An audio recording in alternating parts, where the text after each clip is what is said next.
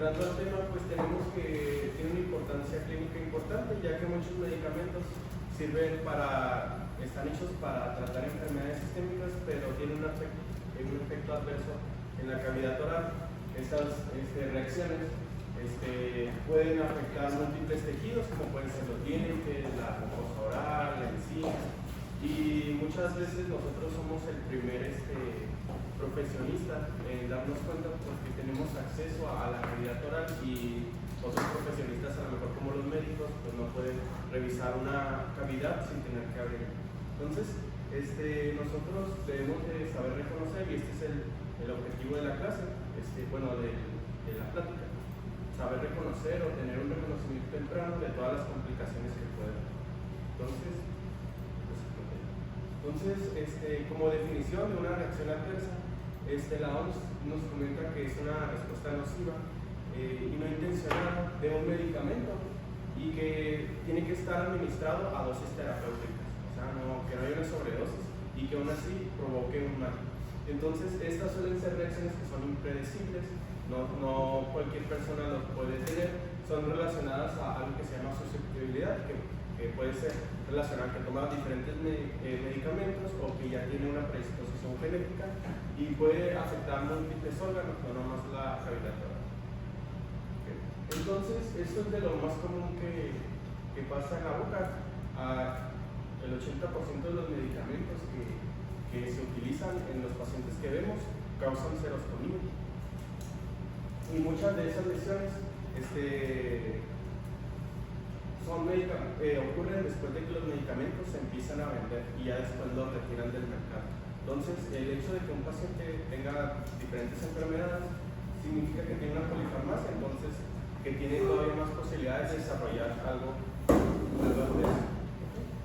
Entonces, vamos a clasificar los distintos tejidos y vamos a ir viéndolo uno por uno.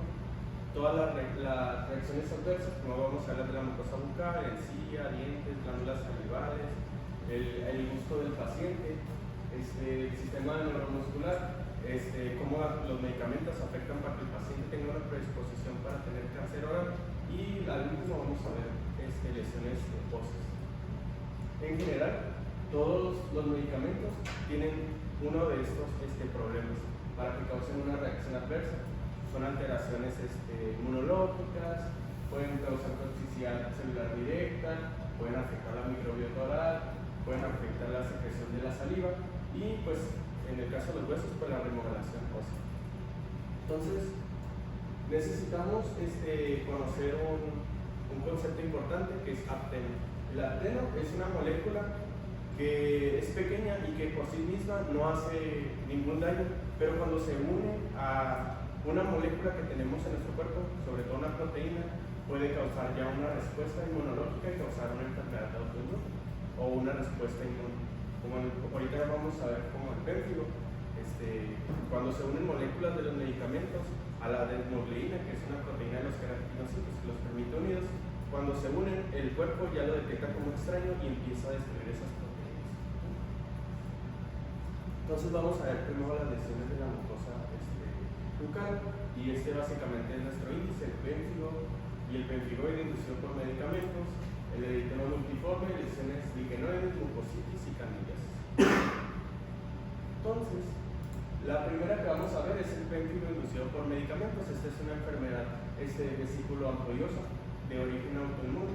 Esta suele estar asociada más a personas que tienen una enfermedad autoinmune, pero también los medicamentos pueden provocarla y se manifiesta con ampollas que son intraepiteliales, o sea, son ampollas que están entre los queratinocitos, entre su estrato escamoso y su estrato granuloso, están en esas porciones, no están tan profundas.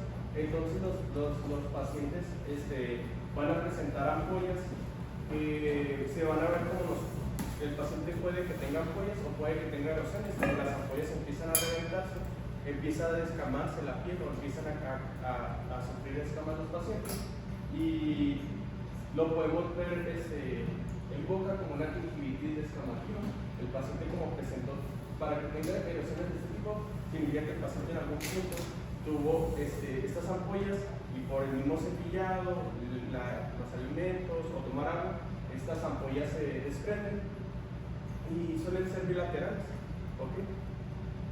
Entonces, esto se da porque el medicamento se une a la proteína de, sobre todo los que tienen un grupo que se llama sulfhidrilo. Estos se unen a la desmoleína. Esa desmoleína permite que los queratinocitos estén juntos y al unirse el cuerpo ya no la detecta como algo normal, sino que la desconoce a esta proteína, entonces empieza a atacarla y a destruirla. Entonces empieza a producir anticuerpos contra ese nuevo apteno. Entonces, ¿cómo se mira la destrucción de estas uniones celulares? Pues histológicamente así y clínicamente se mira así. Este se llama signo de Minkowski. El signo de Minkowski es que nosotros hagamos presión sobre la encía del paciente y la podamos desprender. Eso no está bien visto que lo hagamos porque es provocarle el dolor al paciente, pero es algo que es el signo positivo. Entonces los medicamentos que suelen causar este signo de Minkowski o este pérfido son estos. Suelen estar asociados a medicamentos como antihipertensivos, penicilinas y otros AINES y antibióticos. ¿Okay? No nos vamos a detener mucho en la lista. Y luego tenemos el pemfigoide. Cuando nosotros escuchamos oide, significa que se parecen, pero no es. Entonces actúa de una manera muy similar al pemfigo, pero esta vez no actúa sobre los estratos de los queratinocitos, sino que actúa sobre la membrana basal. Entonces los pacientes se desprende totalmente su epitelio. Entonces estas son ampollas, pero suelen ser más tensas porque para poderlas despegar hay que hacer más fuerza, porque ahora sí vamos a desprender todo el epitelio. ¿Okay? Entonces lo otro lo vimos intraepitelial y completamente el paciente pierde su epitelio. Entonces es más doloroso y tenemos que hacer más fuerza para desprenderlo como lo está haciendo aquí. ¿Okay? Y actúa de la misma manera que el pemfigo. ¿Okay? Y es asociado pues a diuréticos, igual los pacientes que toman antihipertensivos, algunos antibióticos. Lo único que se agrega aquí es este medicamento, las que son las gliptinas, que son para los pacientes que tienen diabetes. Luego tenemos el eritema multiforme, que es inducido por medicamentos. Este suele ser de las emergencias de hospital, ya que, bueno, es un espectro. Primero inicia como eritema multiforme, luego como síndrome de Stevens-Johnson y al final como necrosis epidérmica tóxica. Y eso, el espectro es que tanta mucosa afecta al paciente.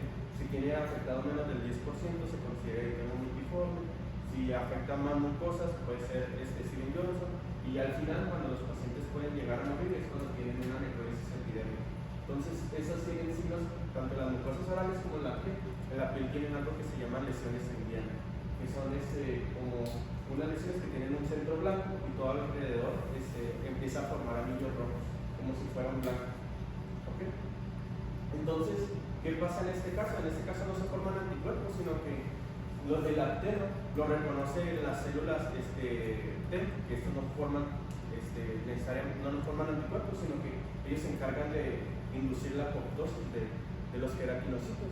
Entonces, lo que pasa es que se unen y hacen que los queratinocitos tengan una muerte programada y empiezan a manifestarse como ampollas, úlceras, y ya que el paciente está, pues como son úlceras muy profundas, empiezan a formarse costras que se consideran hemorrágicas.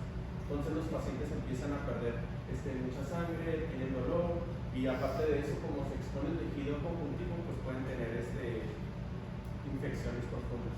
¿Okay?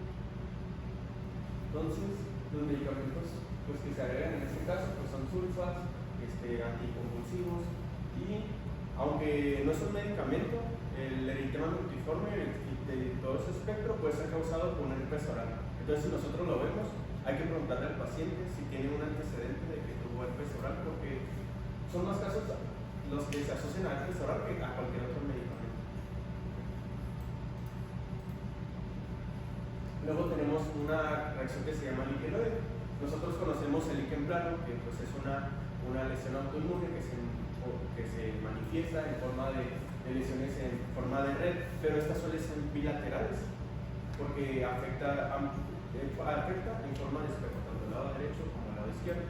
Las reacciones liquenoides, tanto por medicamentos, y aunque no son medicamentos, los materiales dentales también causan este tipo de reacciones, Y en esta se forman aptenos del mismo ejemplo, muy parecidos, pero en este caso no hay un desprendimiento de la membrana basal, pero aún así lo ataca. Y por eso nosotros lo podemos ver de esta manera, en forma de red. Cuando hay un encruzamiento significa que en esa zona están atacando las células T y están tratando de inducir una apoptosis, pero no lo logran.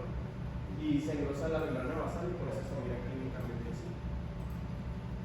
Entonces, la reacción del Lichtenberger puede ser erosiva o puede ser estas estrías blancas. Los medicamentos son muy raros que lo causen en la boca, lo pueden causar en otras zonas como en la piel, pero en el caso de nosotros, cuando vemos que un paciente le acabamos de poner una prótesis o una amalgama o una corona metal porcelana y presenta una reacción lichenoide, significa que le está haciendo daño al metal. Hay personas que son susceptibles a algunas aleaciones y que pueden presentar estas lesiones. Entonces, las reacciones lichenoides suelen ser unilaterales, como en este caso, pues que está aquí el metal, y en este caso, pues sí está bilateral, pero porque probablemente hay un removible que tiene y está usando ambos. Entonces, los antihipertensivos, los ALMES y los inmunosupresores, y en el caso pues, de nosotros, los metales, pues causan esta reacción. Luego tenemos la mucositis. La mucositis suele estar asociada a pacientes que tienen cáncer. Los pacientes lo que pasa es que toman la quimioterapia que toman no suele ser específica, sino que mata o destruye a las células que se multiplican con mayor velocidad. Entonces, también la radioterapia hace lo mismo. Entonces los pacientes durante todo su tratamiento sufren inflamación de toda la mucosa oral. ¿Por qué? Porque tanto pues, la quimio y la radio empiezan a destruir los queratinocitos. Entonces, ¿cómo los destruyen? Pues los pueden inducir a una apoptosis o pueden disminuir el riego sanguíneo. Entonces se empieza a adelgazar el epitelio y se empieza a desprender y se empiezan a formar úlceras. Pero el paciente no puede cicatrizar sin que se termine su tratamiento. ¿Por qué? Porque se empieza a colonizar las úlceras que tienen y esas bacterias empiezan a no permitir que se forme otra vez la mucosa. Entonces empiezan a liberarse citoquinas y empieza a entrar un ciclo vicioso al paciente donde se está inflamando tanto por los medicamentos como la quimioterapia y la radioterapia, y al mismo tiempo empieza a liberarse citoquinas inflamatorias por las bacterias que están ahí presentes. Entonces, hasta que el paciente detenga su tratamiento, el paciente va a sufrir un mucositis, no hay forma de quitarla antes. Entonces, la OMS la categoriza en 4 grados. Donde el primero es dolor y eritema, solo se vuelve más rojizo y presenta dolor. El segundo es lo mismo, pero aún puede comer. El tercero ya son úlceras más profundas y ya hay signos de que el paciente tiene ya su boca está afectada un 60 o un 80%. Y la última es que el paciente presenta todo lo anterior, pero la parte no puede comer. Entonces, pues los medicamentos que más lo pueden causar pues son las quimioterapias para el cáncer, y en el caso de este metotrexato se utiliza a veces para los pacientes con artritis reumatoide, entonces podría causar esto sin tener cáncer. Todos los demás medicamentos pues son para el cáncer.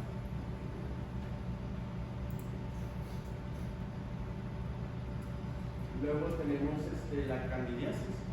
Pues yo creo que es la infección fúngica más común que nos toca ver en la consulta general, y pues es una infección que es oportunista y está dada por 3 factores, y muchas veces causa iatrogénica por nosotros, que cuando recetamos mucho tiempo corticosteroides podemos causar. En el caso de los antibióticos, si los recetamos por esquemas de más de 14 días, igual.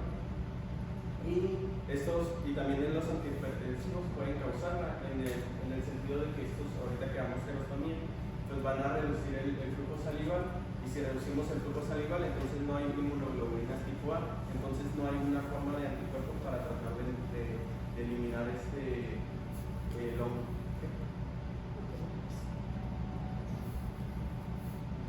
¿Voy muy rápido? Luego tenemos la encía. La encía, pues hay una hiperplasia gingival que es inducida por medicamentos. El crecimiento pues, puede ser susceptible para algunas personas con cualquier medicamento, pero hay medicamentos específicos que hacen un crecimiento gingival, y eso ocurre porque estos medicamentos estimulan que se produzca la matriz de los fibroblastos, que es el colágeno, y se reduce la degradación de la matriz extracelular. Entonces esto también entra en un ciclo vicioso, porque los pacientes ya después de que dejaron de tomar medicamentos, si no se hacen gingivectomías o no se hacen tratamientos, ahora sí, debido a las pseudobolsas que se forman, ahora sí tienen una inflamación por acumulación de placa, y hay ahora sí inflamación real. Pero cuando es causada por medicamentos, nosotros es muy raro que miremos inflamación si vemos la encía totalmente rosa.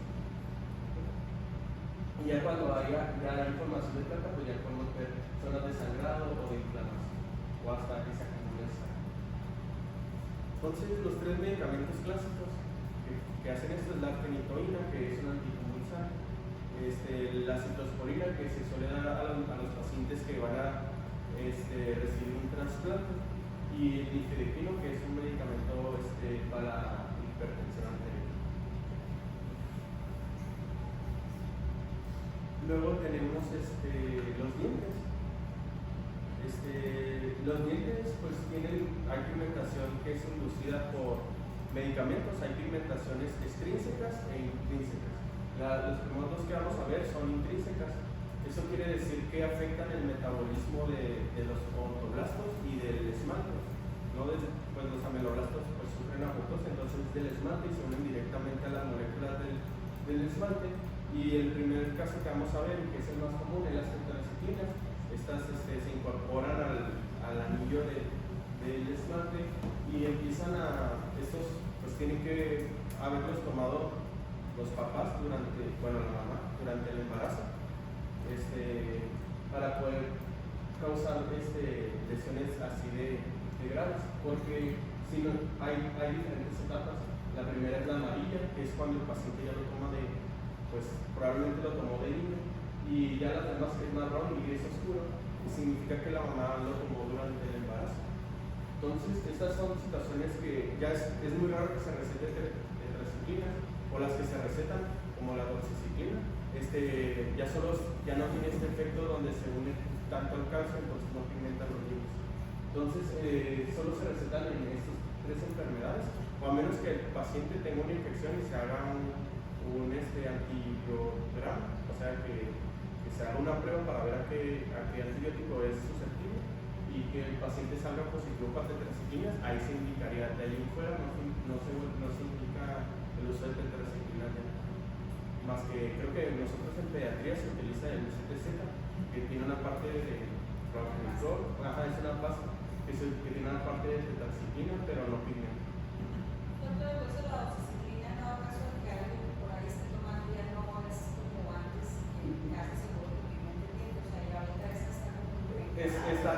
Está mejorada, y tendría que usarla pues, en una duración e intensidad muy larga para que pueda hacerse de este color, pero ya no sería una intensidad así. Como aquí pues está el C4, pues está todavía más oscuro. Lo otro es la fluorosis endémica. Esto pues es común en los pacientes que viven en puertos o que no tienen acceso a agua purificada, como a lo mejor las personas del valle que toman agua de pozo directamente, entonces esta agua tiene minerales en exceso. Entonces estos pacientes suelen tener estas manchas, y esta sí afecta directamente, o sea, sí se une directamente al calcio del diente, es el flúor, y también al esmalte. Entonces, dependiendo del tiempo que el paciente lo consuma, pues puede verse leve, moderado o severo, y pues podemos verlo al principio como unas manchas blancas o que parecen como lentisas, y luego ya empiezan a verse como manchas más difusas o opacidades, y ya después se pueden ver como severas. Yo creo que es lo que más nos toca ver cuando los pacientes tomaron mucho tiempo agua de pozo, sobre todo en personas mayores. Ahorita creo que hay un medicamento que se llama Antiveto, que ayuda con la fluorosis, entonces sí se puede utilizar, y sí es un poco reversible, pero no del todo. Y el último, que es extrínseco, pigmento, que es la clorhexidina, pues nosotros lo utilizamos para casi todo, pero ya bueno, los artículos que leí, dice que ya cuando lo usamos de 2 veces al día durante aproximadamente 15 días ya podemos empezar a provocar lesiones de este tipo, pero eso no se unen al diente, sino que se unen a la placa o a bacterias y estas reaccionan con los cromógenos de la liga, entonces hacen una precipitación superficial, o sea que se empiezan a acomodar en la superficie del diente y estos se pueden eliminar solo con la limpieza. Entonces, si vemos manchas de este tipo, pues hay que preguntarle al paciente si fuma, y si toma mucho café o té, porque suelen hacer reacciones parecidas. Claro que se parece mucho a esas manchas, pero también puede ser entonces de tanto uso de toxinas. Sí. El tabaco. El tabaco también se ve así. Luego ya tenemos las lesiones de glándulas salivales. La serostomía inducida por medicamentos es un efecto adverso de muchos, como ya vimos, del 80% de los medicamentos que se suelen dar por parte de los médicos, y eso ocurre porque muchos de los medicamentos tienen una regulación del sistema parasimpático y simpático, o sea que pueden alterar la función tanto de estimular la saliva en exceso, pero la mayoría lo que hacen es que activan el sistema parasimpático y disminuyen el flujo salival de los pacientes. Entonces, esto ocurre porque bloquean a la acetilcolina, que es un estimulante, bueno, es un neurotransmisor que estimula el movimiento de las glándulas salivales. Entonces, como se reduce la estimulación de las glándulas salivales, los pacientes empiezan a manifestar pues la boca seca. Entonces, las consecuencias que nosotros vamos a ver pues son pacientes que tienen mucosa seca, caries raspantes, pues caries sobre todo en el cuello de los dientes, pueden presentar candidiasis porque como no tienen un flujo adecuado, no producen inmunoglobulinas, empiezan a crecer más el hongo y es oportunista. Los pacientes pueden tener problemas para deglutir porque pues, el alimento no puede pasar, no puede moverse a través de, pues como no se humecta, el paciente puede presentar dolor al momento de tragar. Y otras cosas es que pues, nosotros ocupamos la saliva para que el paciente o su prótesis pues haga este efecto de, pues, para que se sostenga o haga un efecto como de hecho, como se me olvidó. Sí, vacío. Así como un vacío, tensión superficial, haga la tensión superficial y pues si se sostenga, entonces como los pacientes no presentan saliva, pues el roce pues es una superficie seca contra un acrílico, entonces empiezan a presentar úlceras, erosiones, o el simple hecho de que los pacientes ya cuando tienen erosiones, el simple hecho de manipularlos le podemos provocar cortados. Otro es el sistema del gusto. Entonces los medicamentos pueden alterar el gusto del paciente de 3 maneras. Una es la disgustia, que es que coman algo dulce y les sepa metal, empiezan a decir que les sabe más amargo, es un sabor aberrante a algo que están comiendo, o es un sabor incierto. La hipoglucemia son que el paciente no le sepa la comida tanto, y la hipoglucemia pues es la ausencia del sabor completamente, ¿no? Entonces el que más nos vamos a encontrar es la disgeusia con los medicamentos. Los pacientes nos van a mencionar que hay una alteración del gusto y que todo les sabe a metal, ¿okay? Que pareciera como si estuvieran chupando una batería y está un penny, ¿no? Un penny, sí, todos chupamos una batería en algún momento. Entonces los pacientes nos van a mencionar que sabe a metal todo lo que están comiendo, y eso ocurre por diferentes cosas. Unos porque se puede perder la sensibilidad porque afectan los mismos receptores colinérgicos. Otra, por ejemplo, en el caso de la quimioterapia, destruye las papilas gustativas. Y la tercera es que hay una modificación en la saliva debido a la dieta del paciente, a que no hay una producción de la saliva. Entonces esta saliva pues se empiezan a acumular más bacterias en las papilas gustativas, y esto hace que la comida sepa o tenga un cambio de sabor. Entonces los medicamentos que se ven más asociados es el metronidazol. Los pacientes lo asocian siempre a que sabe a metal. También los pacientes que toman captopril asocian el sabor a metal. Y el último pues es la quimioterapia. La quimioterapia, los pacientes aparte de que tienen mucositis, los nervios también se ven afectados, hay una muerte periférica de los nervios y se van incluidas las papilas. Entonces los pacientes empiezan a tener problemas para comer, aparte del dolor de la mucositis, no quieren comer porque no sabe la comida nada. Luego tenemos el sistema neuromuscular. Eso yo cuando se leen los artículos por la clase fue lo que más me sorprendió, porque no había escuchado que había bruxismo inducido por medicamentos.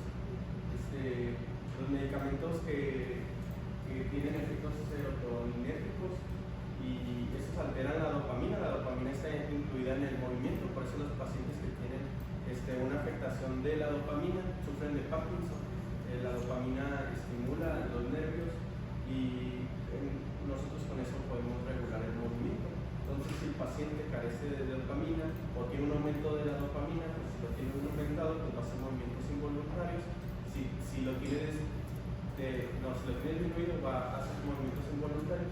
Y si lo tiene aumentado, pues no va a poderse mover bien. Entonces, estos medicamentos que ahorita vamos a ver que son los antipsicóticos y algunos antidepresivos, generan hiperactividad muscular, o sea que el paciente empiece a moverse y ahorita que veamos el movimiento probablemente lo van a reconocer. Entonces, estos afectan la regulación motora y los que se ven más afectados son los inhibidores selectivos de la recaptación de serotonina, que son utilizados para la depresión. Entonces los pacientes van a empezar, nosotros los vamos a revisar y los vamos a decir que cierren la boca y van a empezar a hacer muecas como probablemente han visto que los pacientes empiezan a levantar el labio, que empieza a temblar el labio de la nada sin que nosotros en cuanto le pedimos que cierren. Entonces estos pacientes tienen etapas tempranas del bruxismo y si toman estos medicamentos puede ser causado por el bruxismo. Entonces estos son movimientos tan orofaciales, no a veces algunos pacientes tienen lengua loca, pero eso no está asociado tanto a esto, sino que tienen algo que se llama disinencia tardía, que es un movimiento involuntario después de que les pedamos que ya no muevan nada. ¿Okay? Entonces, esta pues ocurre por una hipersensibilidad dopaminérgica y los movimientos son involuntarios y aquí les puse un ejemplo. Muchas veces nos ha tocado tener personas sobre todo las personas mayores, que hacen este tipo de movimiento y suelen ser por los medicamentos que toman. ¿Okay? Pueden ser movimientos tanto pues de la boca como movimientos de los ojos. ¿Okay? Luego tenemos manifestaciones de que algunos medicamentos como la quimioterapia, los inmunosupresores que se les dan a los pacientes que tienen enfermedades autoinmunes pueden provocar lesiones malignas, o si el paciente ya tiene lesiones malignas es más susceptible a que desarrolle cáncer, debido a que estos medicamentos lo que hacen es que no nomás matan o eliminan las células tumorales, sino que eliminan a las células normales y tienen efectos sobre el sistema inmune, donde hacen que ya no estén tan al pendiente o su capacidad de eliminar células ya no sea tan buena, o de darse cuenta que hay células con daño celular. Entonces, estos medicamentos pues, pueden predisponer a que el paciente tenga cáncer. Entonces, muchas veces los pacientes les están dando medicamentos para un cierto tipo de cáncer y pueden desarrollarlo. Y ya el último tema que vamos a ver es el hueso. Entonces, el que antes pues siempre relacionábamos a los glifosatos con la osteonecrosis, pero ahora se ha relacionado como osteonecrosis de los maxilares y ya no nomás está asociado a un solo medicamento, sino que ya es un grupo selecto de medicamentos que son estos 4. Entonces esto ocurre porque hay una disminución en la función de la capacidad de los osteoclastos y de la reparación ósea. Los antiresortivos o los glifosatos y los denosumab, estos tienen efectos directos sobre los osteoclastos.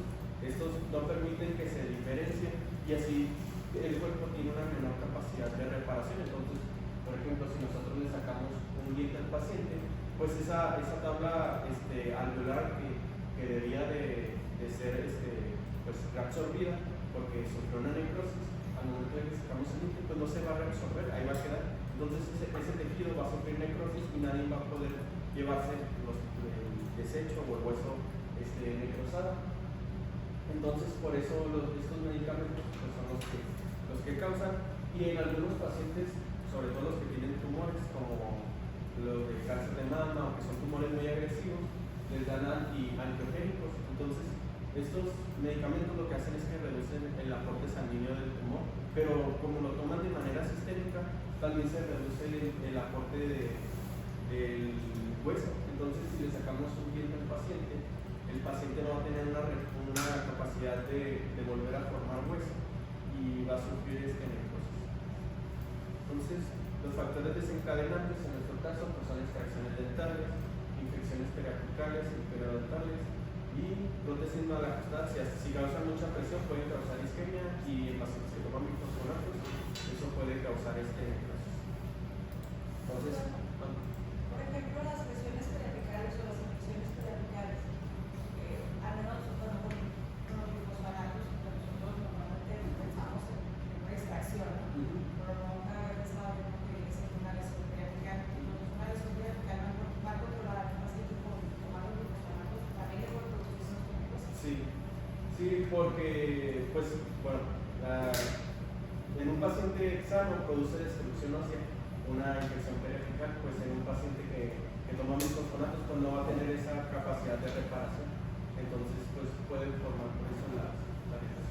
Yo también tengo entendido que cuando hacemos aislamiento debe ser traumático, ¿no? También hay problemas de hueso. Sí, está recomendado que no pongan una grapa, por lo menos la van a poner, sea solo en el diente, no la pongas en el diente por la presión. Lo que pasa es que como tiene una menor capacidad de reparación, si tú le cortas el aporte sanguíneo, que lo primero que hacemos cuando ponemos la grapa es que se pone isquemia, entonces estás reduciendo el flujo de sanguíneo, entonces pues no hay una capacidad de que los osteoclastos, si hubo un hueso que le falta oxígeno y pues se necrosó, pues no hay una capacidad de que lo lleve. O sea que en esos tres pacientes es mejor no usar o usar grapas atraumáticas, porque pues en algunos casos siempre Entonces esto es lo que decía el artículo de lo que podemos hacer y que es lo que es como todo lo que hay que hacer en caso de que tengamos un paciente. Básicamente, pues el riesgo es que sepamos que toma bifosfonatos, pero no le vamos a hacer ningún tratamiento. Otra cosa que se me pasó es que, por ejemplo, el denosumab, los pacientes lo toman cada 6 meses. Entonces, muchas veces les van a decir, pero pues hace 6 meses, pero dura en sangre 6 meses. Entonces, el paciente puede ponérselo cada 3 meses o cada 6 meses, y esos meses le hace efecto. Si nosotros le dejamos un diente, le podemos provocar esta necrosis. Se divide en diferentes estadios. El riesgo pues, es de que el paciente tenga, pues, que tome los medicamentos que vimos en la lista. El 0 es que nosotros empecemos a ver radiopacidades en la radiografía del paciente, pero no tiene ningún signo de infección. El estadio 1 es que el paciente ya tiene una exposición. Ahorita vamos a ver fotografías de cada uno. Entonces, ya tiene una exposición, pero solo en la parte alveolar. El segundo es que ya tiene exposición y ya no más es la parte alveolar, sino que ya incluye parte del cuerpo, o se acerca mucho al canal mentoniano, o ya muy cerca del seno maxilar. Y el tercero es el 2, pero con cualquier complicación, como puede ser fractura patológica, pase más allá de la enfermedad, el paciente tenga una fístula extraoral, que tengamos una comunicación oral, o que ya tenga una osteosis extensa. Entonces aquí vienen pues todas las formas en las que se puede solucionar. Todavía hay etapas de cómo va avanzando el tratamiento, donde no tiene mejora, tiene mejora parcial o está igual, más o menos, así lo mencionan, o sigue igual. Y la tercera es ya el paciente se está curando. Entonces, para entender la necrosis hay que entender el concepto de secuestro e involucros. El secuestro es el tejido que queda en medio de tejido necrótico. Entonces nosotros tendremos aquí tejido necrótico, y esto que está aquí, radio opaco, son reacciones del periósteo para tratar de salvar el el hueso no quede totalmente necrótico. Entonces, este hueso que bueno, esta zona de vacas es el hueso vital y todo lo que lo está rodeando se llama involucro y es hueso vital. Entonces, tenemos, pues como les había dicho, el estadio 1, que es el hueso expuesto, solo está en la parte alveolar, la parte superficial, y hay una fístula que lo muestra. Nosotros probablemente conozcamos, la fístula es cualquier comunicación entre dos cavidades. En este caso, pues era la cavidad oral pues, con la cavidad de la médula ósea. Entonces tenemos una comunicación y por eso se llama fístula, no tanto porque... ¿Vale? No, porque salga pulso. Ajá, sí, no porque salga pus. Y en este no hay síntomas y no hay signos de infección. ¿Ok? Entonces, aunque se mire feo, pues simplemente es hueso expuesto. El 2 ya es un hueso sintomático y ahora sí hay signos de infección. Y aparte, pues puede invadir otras unas comunicaciones. En este caso, el paciente pues, puede desarrollar dolor o eritema y en este pues puede haber pus o no puede haber pus. Pero ya incluye algo más que solo la parte alveolar, sino que ya puede, en este caso, pues, es este. Entonces ya como fue el primer molar, pues probablemente estaba muy cerca de la raíz y por eso hubo una comunicación. Okay. Ya el tercero, pues ya es hueso expuesto y necrótico y con cualquiera de las complicaciones, extensión más allá del hueso alveolar, una fractura patológica, una fístula extraoral como la de ese caso, o una esclerosis osteolisis extensa como en este caso.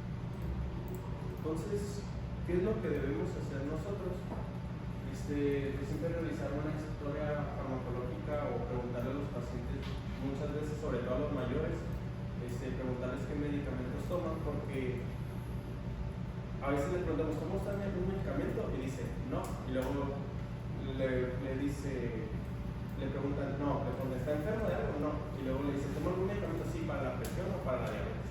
Porque ellos, como ya viven con eso, piensan que no están enfermos. ¿Okay? Entonces hay que preguntarles bien, hay que identificar pues las lesiones que ya sabemos y ver si tiene una relación temporal con el medicamento si el paciente tiene 2 semanas con la lesión, preguntarle si empezó a tomar medicamentos recientemente que causaron esa lesión y si se puede explicar por el fármaco. Si es un medicamento que desconocemos o que a lo mejor como las reacciones liquenoides o como los antidepresivos, pues probablemente nosotros no podamos suspenderlos, pero preguntarle la opción al médico si hay de que se lo cambie o pues ya solo tratar en sí la enfermedad, bueno, el efecto adverso. Y pues darle un seguimiento o una biopsia si no estamos seguros y pues este ciclo siempre se va a continuar, sobre todo en pacientes mayores. Entonces, con lo que nos debemos de quedar es que pues siempre debemos de valorar los medicamentos que el paciente toma, ya que pues así como sirven para tratar enfermedades, también pueden provocar lesiones en la cavidad oral. Muchas de estas lesiones pues son reversibles en cuanto suspendamos el medicamento y nosotros muchas veces no debemos de suspenderlo, siempre hay que tratar de realizar una interconsulta y pues que conozcamos ya todas las reacciones adversas de estos medicamentos, pues influye directamente pues en el diagnóstico, el tratamiento y pues en la seguridad del paciente. Entonces pues sería todo.